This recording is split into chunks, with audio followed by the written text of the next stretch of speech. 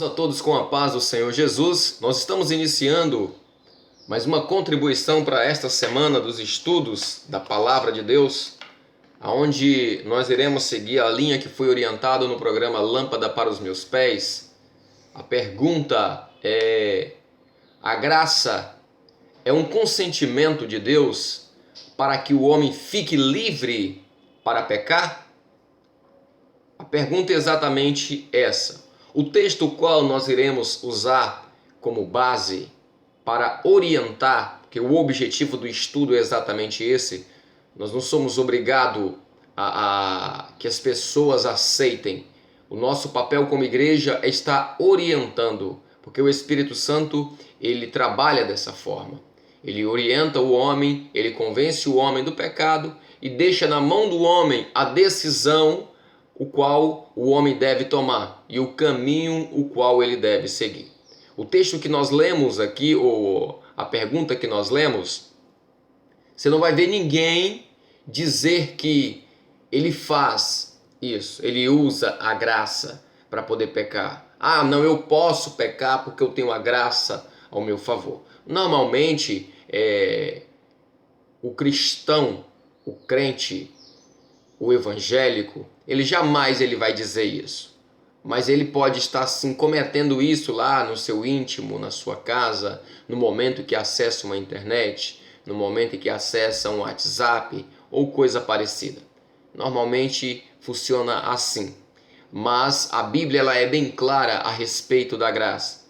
A graça ela constrange o homem. Ela constrange o homem a não pecar. Exatamente isso. Aqueles que têm a graça do Espírito Santo, aqueles que foram alcançados para a salvação, é isso que a graça causa nele. Causa um constrangimento para não pecar. Enquanto aqueles que se dizem ser salvos, alguns deles usam, não com palavras, mas o sangue de Jesus é poderoso para perdoar todo tipo de pecado. Então eu posso pecar aqui. Então eu posso fazer isso aqui, ir lá e me redimir. E se não der tempo? Então o texto que nós iremos ler, sem mais delongas, está no livro de Deuteronômio, no capítulo 30, no versículo 19, que nos diz assim a palavra de Deus: os céus e a terra tomo hoje por testemunha contra, que fique bem claro, os céus e a terra está sendo tomada como testemunha contra vós, de que te tenho proposto a vida e a morte, a bênção e a maldição. Escolha, pois, a vida, para que vivas tu e a tua descendência. Então aqui é bem claro que ninguém é inocente de que Deus ele tem proporcionado para o homem a vida e a morte, a bênção e a maldição. O conselho de Deus é que nós venhamos escolher a vida. Então não adianta você estar a par das informações, a Bíblia tem todas as informações que o cristão precisa para se manter salvo até o grande dia do Senhor. A Bíblia diz que o salário do pecado é a morte, mas o dom gratuito de Deus é a vida. É a vida. Então o que nós precisamos entender? Lá em Romanos, quando fala que o dom gratuito de Deus é a vida, a gente tem que entender o seguinte, que lá em Deuteronômio está escrito que o céu e a terra é testemunha que nós sabemos disso. Nós estamos conscientes desta informação. É tanto que está lá no início de que todas as informações da Bíblia, ela está sendo trazida aos olhos do cristão. O pecado é algo que faz parte, do dia a dia, não apenas dos ímpios, mas é algo que tem atormentado muitos cristãos, principalmente nesses últimos dias, que são os últimos dias da igreja sobre a face da terra. Então nós precisamos entender isso, que não é só o ímpio que é atormentado pelo pecado. O pecado está na nossa porta constantemente. A Bíblia diz que lá fora, nas pragas do Egito, não tinha luz lá fora. A luz estava dentro de casa. Então, assim, se nós sairmos de dentro de casa agora, não tem nada a ver aqui com fica em casa, não. Nós estamos falando profeticamente. A orientação, a revelação do Senhor é que nós ficamos dentro das nossas casas. Porque hoje é o lugar mais seguro que tem para se processar a salvação, tem que ser dentro de casa. Tem que ser. Se não é ainda, tem que ser. Porque dentro do meu lar eu tenho tribulação, então alguma coisa está errada. Alguma coisa está fora de ordem. O apóstolo João, ele disse em sua carta que todo aquele que é nascido de Deus não vive na prática do pecado. Isso aqui nos faz entender que o pecado na vida do crente não é algo premeditado, mas é algo que acontece como se fosse um acidente. Isso nós precisamos entender.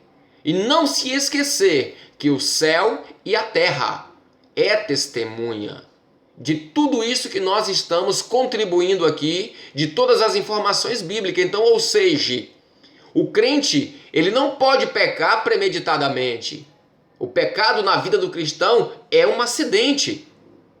O apóstolo Paulo, ele confirma isso na primeira carta, 3, versículo 9, que o pecado não é uma prática, não é algo aqui o homem ele programa, aqui ele está planejando. O cristão tem que ser dessa forma. É claro que isso não pode servir de desculpa para que nós venhamos ficar acidentalmente pecando constantemente. Mas temos a graça. Não, nós temos a graça sim, mas nós temos também como testemunha a terra. Não podemos esquecer disso. Aqueles que estão ao nosso redor está pronto para nos julgar quando nós pecarmos, para quando nós darmos um mau testemunho. Tu pode ter certeza disso. E o céu também. O céu fala do julgamento do último dia. Então seremos julgados aqui, temos testemunhas aqui e teremos também testemunha no céu, de que foi proposto para nós a vida e a morte, e que o conselho de Deus foi sempre a vida. Quem quiser estar usando a Bíblia aí de forma isolada para poder pecar, para poder andar, para poder se vestir do jeito que quer, para poder andar com quem quer, para poder fazer o que quer, não se esqueça disso, que o céu e a terra testemunha contra nós, não é ao nosso favor. Não é ao nosso favor, não. Então aqui nós temos que entender isso. O acidente, a gente não pode estar aqui constantemente nos acidentando com o pecado.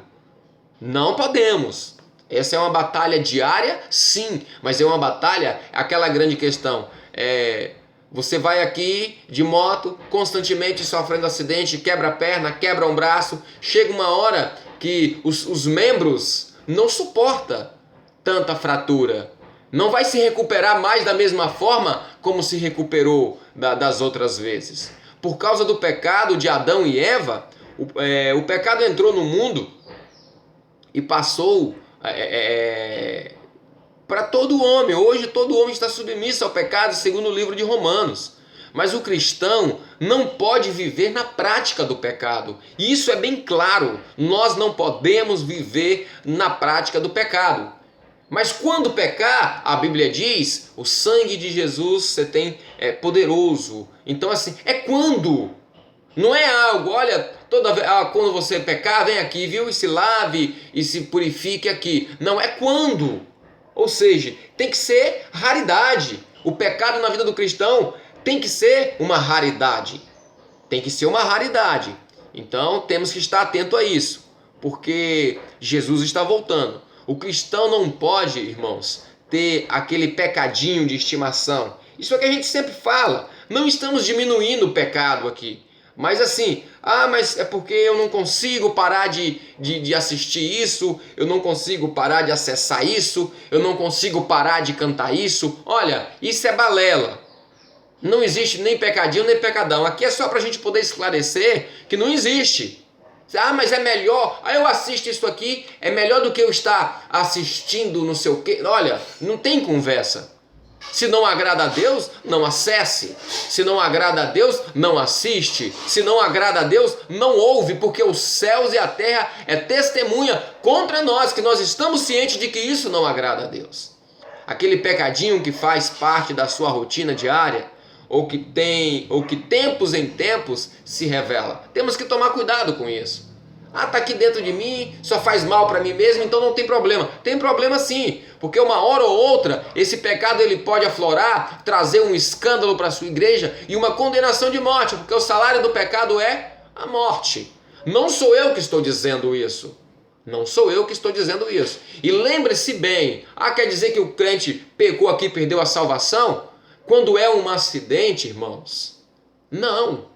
Mas quando é algo que o crente está praticando constantemente, o acidente na vida dele é constante, porque ele não tem vigilância, porque ele não tem prudência, porque ele não foge da aparência do mal, tome cuidado. Não estou aqui julgando ninguém, mas estou aqui trazendo um esclarecimento, uma orientação através da palavra revelada pelo Espírito.